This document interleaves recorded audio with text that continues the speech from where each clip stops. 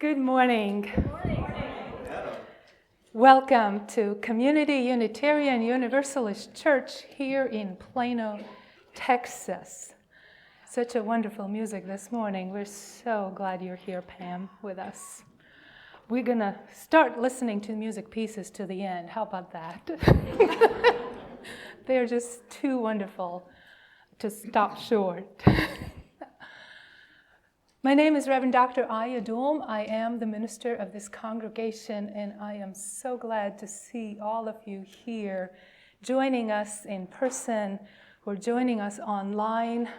We always have people watching us in live as we are having a service. They are with us from their homes or places that they are at this time.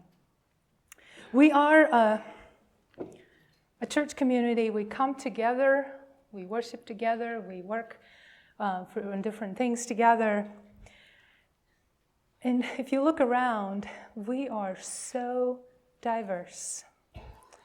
We are very different in our experiences. We have different stories, different faith experiences, different life events that we've gone through. But we all come together because what unites us is our values and our commitment. Commitment to the mission that this church has to nourish spirits, work for justice, and transform lives. We're committed to work for justice, to make this world a little bit better place. And to be honest, we live in times when that kind of claim is a little bit daring to make. If you watch the news, then you may feel like you're bombarded with news that are filled with destruction and hate.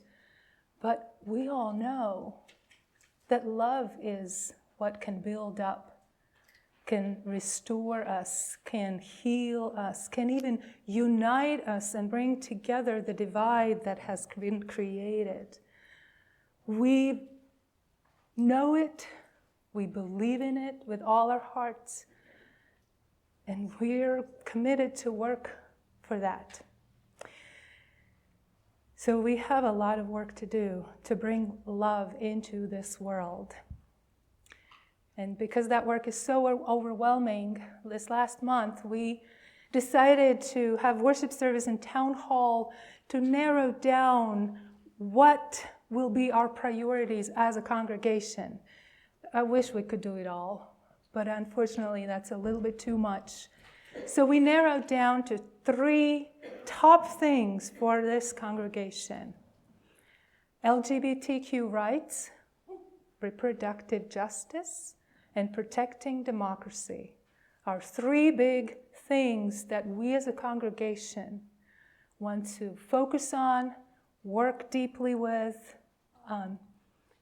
find partners, find friends that will work with us on these 3 things. What do we need to start this work? Yesterday. Yeah, well, we need to be ready. We need to prepare ourselves for this work because there's a lot to do. So today's service will be focused on preparing ourselves. And one of those things is building connections, because none of these things is something we can do alone. We need friends, we need communities, we need partners who will walk with us together so that we can organize, we can develop strategies that will be the most influential and impactful. We need people that will hold us and support us when going gets difficult and when disappointment comes our way. So preparing ourselves, building connections, rooting ourselves in our values, in our faith, to know who we are and whose we are. is the starting point for all that work. I'm glad you're here. Wherever you are on your journey, you are welcome here to join our work together. Our call to worship comes from Nathan Ryan. Be it real or a metaphor, whatever is in your backpack or your briefcase or your purse or maybe your pockets even, that you've brought into the sanctuary that is weighing you down, leave it behind. Whatever you are carrying that is keeping you distracted or caught up in shame or guilt or hopelessness, leave it behind. If you need it, it will be there when you're done, but just for this hour, let it go. Come into this place with an open heart. Come into this place with a soul that has remembered how to be tender again. Come into this place with a renewed hope for this world. Come into this world, into this place, ready to build a world we've always seen worthy of and have always dreamed of. Come, let's worship together. We will begin by lighting our chalice. May the flame of this chalice, the symbol of our faith, connect us all who have come before us, all who are with us in body and spirit, all who are yet to come into being. May it serve as a reminder of our unity, connection across all time and space. Each Sunday we share our congregational covenant. A covenant is the promise we make with one another about the way we will walk together as a community and as a congregation. Please join me in reminding ourselves of this promise. Love is the spirit of this church, and service is its law. This is our great covenant, to dwell together in peace, to seek the truth in freedom, and to help one another. In February 1975, a group of 60-plus Unitarians and their kids decided to leave their church. Where did they meet? The first Sunday, February 9th, they met at a member's home and chose the name Unitarian Universalist Fellowship North. During the month, they held a stewardship drive to raise and collect money to afford to meet at the Marriott Inn on LBJ near Coit Road. In November 1976, we moved to the University of Plano Student Union Building on Custer Road, just north of Park Boulevard, across from the Haggard Ranch. On April 1st, 1978, we purchased 8 acres of the University of Plano's land. 4 acres were on Custer Road, and 4 acres were detached in the back of the property with no road access. Nicky Namovich purchased the rest of the land. He thought he had the agreement to buy the whole property, so he evicted us on April 30th. For the next month, services were held in a park until we found a new home. And this is our members, not just a random photo. On June 4th, 1978, our new home was Eldridge Elementary School. During this period, the Barlow's brown Ford station wagon was a supply closet for religious education and other materials used on Sundays. In October 1979, our contract was let for construction of a 5,300 square foot building. The groundbreaking ceremony was held December 9th, 1979.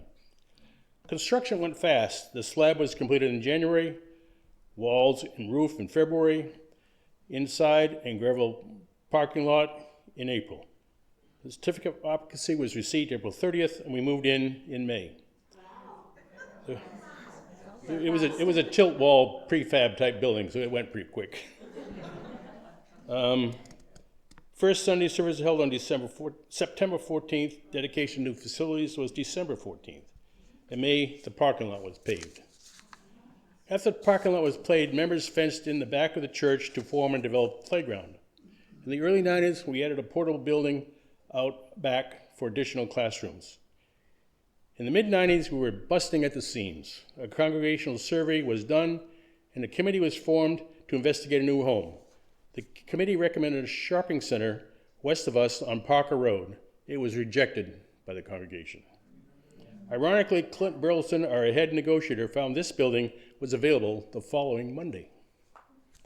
The missionaries who owned this building wanted to do their work in Burma. We resolved some congregational communication issues with both congregations, and by the middle of 1977, we were ready to move. We found a buyer for our building on Custer Road, but we had to square the land up in order to make the deal.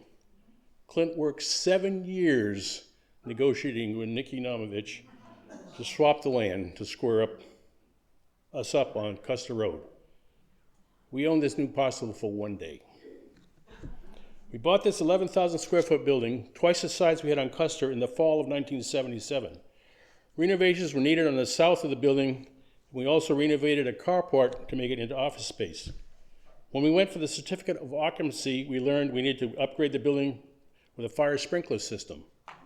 Fortunately, we were able to negotiate with the city of Plano, and we agreed to add that within 18 months, which we did. So we moved in February 1998. At that time, we owned 1,200 feet deep property, all the way to Collin College. A developer approached us to purchase some of the back property. We negotiated a swap that gave us the garden site property all the way to the First Methodist Church boundary. Our new East land has allowed Deb Bliss to lead the development of our garden. In the early 2000s, we added an annex to have more classroom space. Rather than obtain a portable building, which would lead to continuous issues with the city code, we built a permanent structure for about the same money. Over the years, we've had mold problems, as well as a flood of February 2021, when our frozen sprinkler on the south side of the building and the water pipe on the north side of the building broke and flooded the place. The $375,000 renovation was paid by the insurance company, and we were able to upgrade the aesthetic appeal from the 70s wall painting to what we have today. Blessing in disguise. We also experienced a firebombing in July of 2023. After fixing the front door and adding security system, we continued to upgrade our looks with the display of banners you now see in back of me. These banners have been a fixture in our sanctuary since the first building was built in 1981.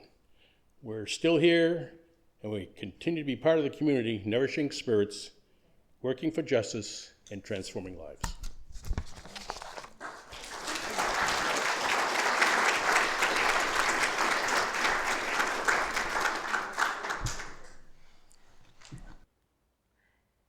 Have you heard about banyan tree?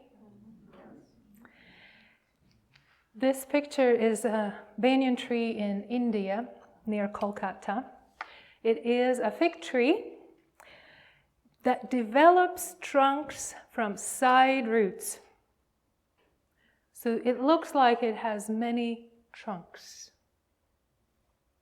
Its canopy covers more than 4.5 acres. A 330 meter long, which is 1,000 feet long road was built around it as its circumference, but the tree continues to spread beyond it. In 1989, the Great Banyan Tree was recorded into the Guinness World Book of Records as the world's largest tree. Its main trunk was affected during the 2 cyclones that brought fungi. And so in 1925, they took out the main trunk of the tree, amputated it, to keep the remainder of the tree healthy. It is there in a botanical garden, one of the biggest tourist attractions that you can see today. This tree is unique, that it brings up more trunks from its roots. But roots are important to all the trees. They need roots to be able to grow, to protect themselves, even to talk to other trees and wildlife. Did you know that trees talk? Mm-hmm. Turns out that they have created this complicated underground system and a network through which they communicate.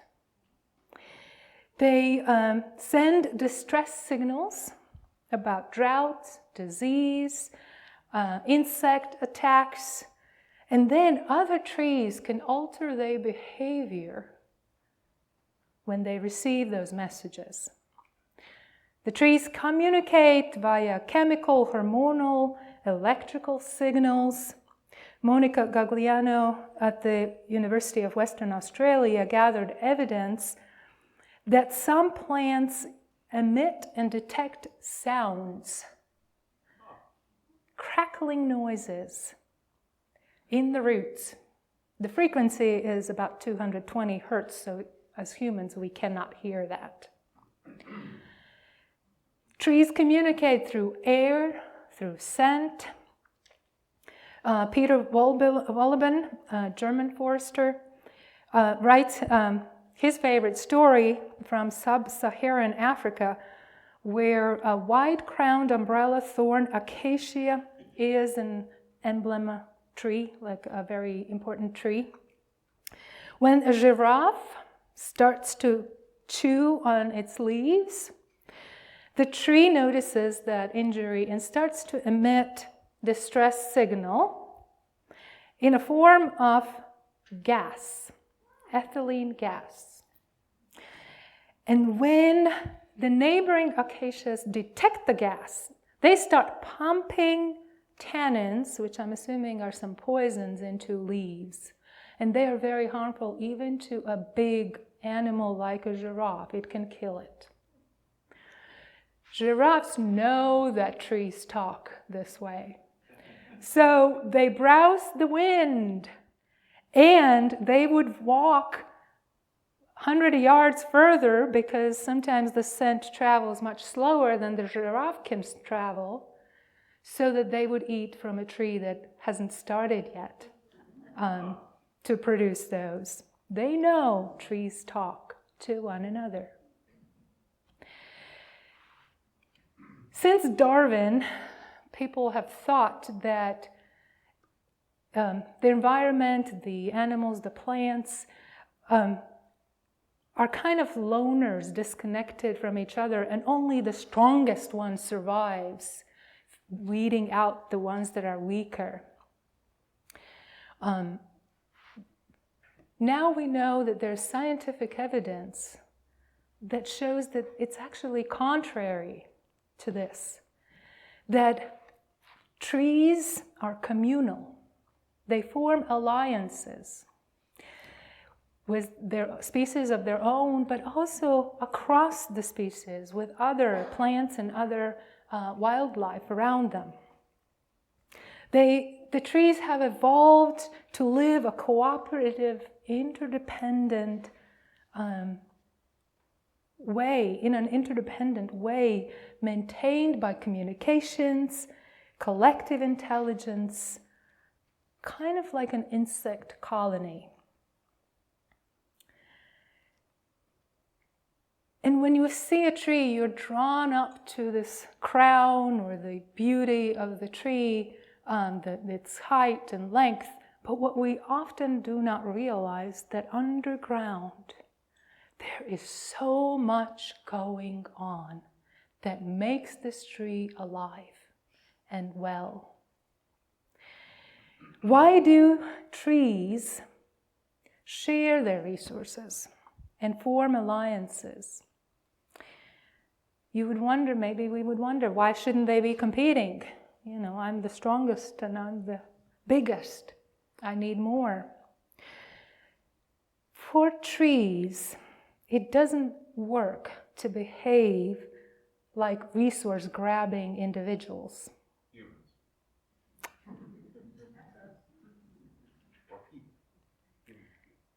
Humans.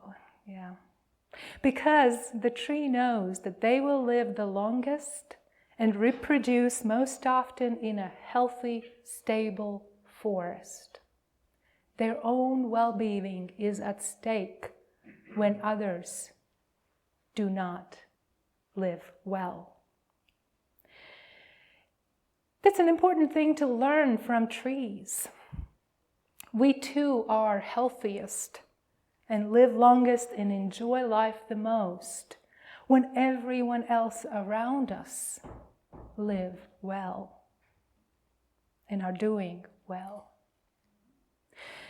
This is why we say that interdependence is one of our values, that we honor the interdependent web of all existence and our place in it. I know this is not the direction of our current political world. Many of us are overwhelmed and stunned by the destruction that is happening in these first 2 weeks of the new administration. From my own experience, having lived in a totalitarian regime, I see these current events as an attempt to create a fascist system that imbues fear based on punishment and destruction in order to control and dominate. And this is not an environment under which people will have freedom, the very thing that the founders of this country wanted to have as a pillar and philosophical foundation upon which to build the rest. I grew up in Latvia under Soviet Union occupation. And during that time, many people formed underground resistance movements to fight the oppressive regime. In my country, in 1943, Latvian Central Council began to operate as an underground organization. They were very instrumental in promoting the national resistance against both forces of occupation during the World War II, the Nazis and the Soviets. And then, this organization was founded by national leaders. There were leaders of the government, including conservative, liberal, and social democratic leaders. And then 50 years later, the work that this Latvian Central Council formed and did, it became the legal basis for the independence that Latvia, and restoration of freedom that Latvia received in 1991 from the Soviet Union. So yes, we know there are underground movements and the power that they bring. We all have heard of underground railroads here in the United States. They moved the work together until they were no longer necessary. But for a while, they were crucial. So we know we have work to do. And we know this is going to be a marathon, not a sprint. Our faith and our values call us to act and to respond. But where do we start? With connections. We cannot do this work alone. We need to be connected. We need to have connections with one another so that we can be held, so that there's a place and people around us who can support us and encourage us. We need connections. We need places where we can be restored and renewed when going gets hard. We need places that will bring us back to sanity. And places that will give us time and space to rest.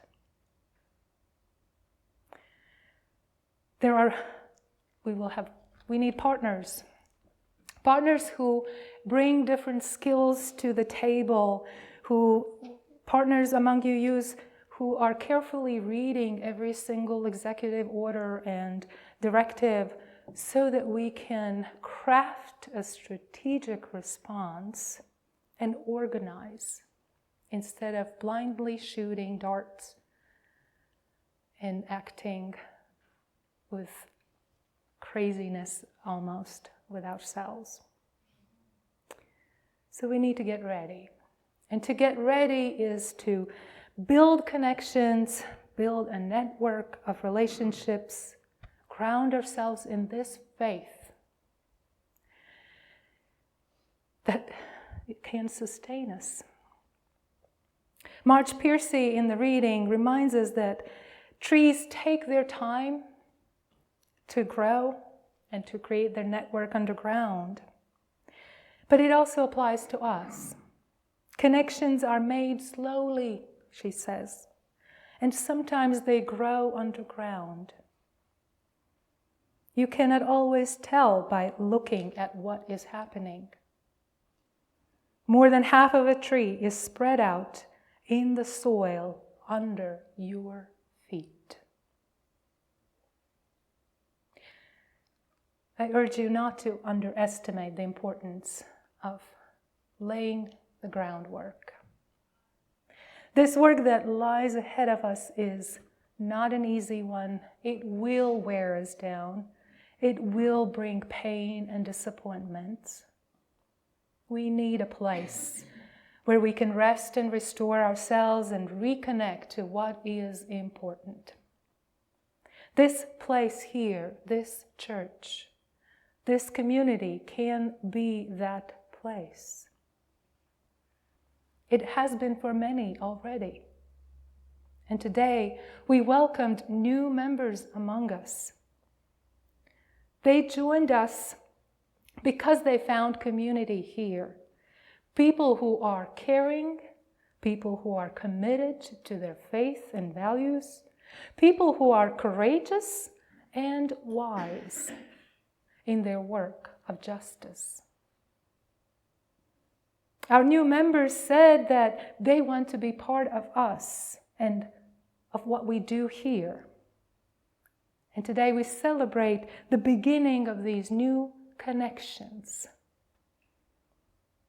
As we welcome these new members, may we be reminded that it is important for each one of us to continue to strengthen our connections with one another, to reconnect with one another, to reconnect with our faith and what we consider holy.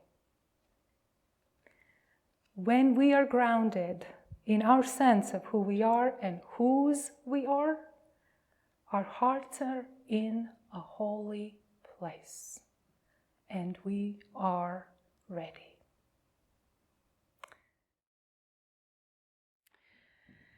As we go forth, I offer you these words that were written by Emily Richards. Our worship is at an end, and our work has just begun. The work of holding one another and this community in love. The work of trusting that we are on the right path. The work of believing that what connects us is stronger than what separates us.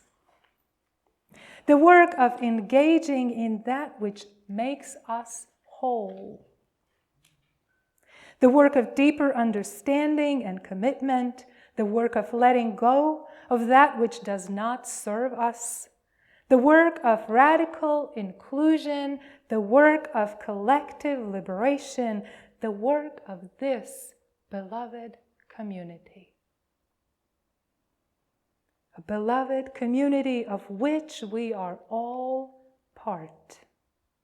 A place where we are welcomed, respected, valued, cherished.